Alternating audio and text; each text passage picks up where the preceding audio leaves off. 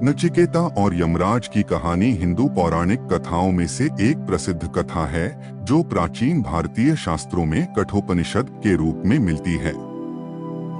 यह एक गहरे दार्शनिक संवाद है जो एक युवा लड़के नामक नचिकेता और मृत्यु के देवता यमराज के बीच होता है। इस कहानी में गहरे आध्यात्मिक और नैतिक सिखाने होते हैं।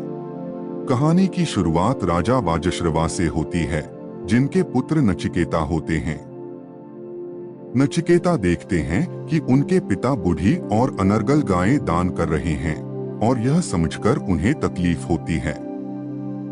उनके मन में उठने लगता है कि ऐसी गायें दान करके क्या महत्वपूर्ण बात हो रही है और उन्हें अपने पिता की भावनाओं का समझ आता है। नचिकेता फिर अपने पिता के पास जाते हैं और उनसे उन गायों के बारे में पूछते हैं जिन्हें वह दान कर रहे हैं। वे पूछते हैं कि क्या उन्हें भी दान में दे देंगे। यह प्रश्न राजा को आश्चर्यचकित करता है, क्योंकि इससे यह इशारा होता है कि नचिकेता अपने आप को एक सामग्री संपत्ति से तुलना कर रहे हैं। राजा कोशिश करते हैं कि उनका प्रश्न बिना उत्तर दिए ठीक कर दें और उन्हें मानवीय बातों की प्राप्ति के लिए अन्य मूल्यवान वस्त्रादि देते हैं, लेकिन लड़का अपने स्थिति पर अडिग रहता है। नचिकेता की अविचल संकल्पना और आध्यात्मिक जिज्ञासा को देखकर प्रेरित होकर राजा वाजश्रवा नचिकेता को यमराज के पास दान में दे देने का निर्णय लेते हैं।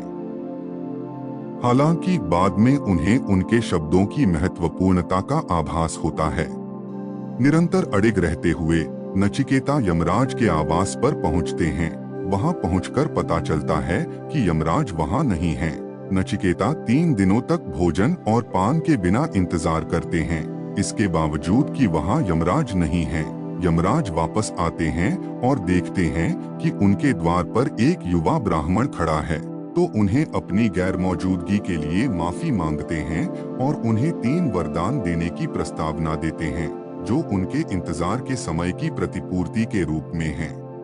पहले वरदान के लिए नचिकेता अपने पिता के रोष और अधीरता को शांति और प्यार में बदलने की प्रार्थना करते हैं।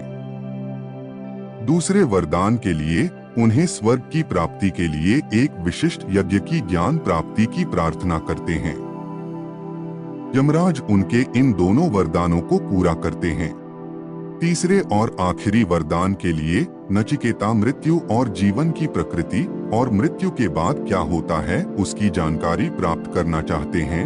यमराज पहले तो उन्हें धन और शक्ति की प्रस्तावनाओं से हटाने की कोशिश करते हैं, लेकिन नचिकेता ज्ञान की प्राप्ति की दिशा में अटल रहते हैं। आखिरकार यमराज नचिकेता को आत्मा, आत्मन की प्रकृति, जीवन और मृत्यु के चक्र, संसार और शाश्वत सत्य ब्रह्मन की पहचान करने के बारे में गहरी शिक्षा देते हैं। नचिकेता और यमराज के बीच की यह वाक्यवाद कहानी गहरे दार्शनिक अवधारणाओं जैसे कि आत्मा की प्रकृति, सामग्री धन की अविचलता और आध्यात्मिक ज्ञान की प्राप्ति की महत्वपूर्णता को स्पष्ट करने के लिए प्रयुक्त की जाती है।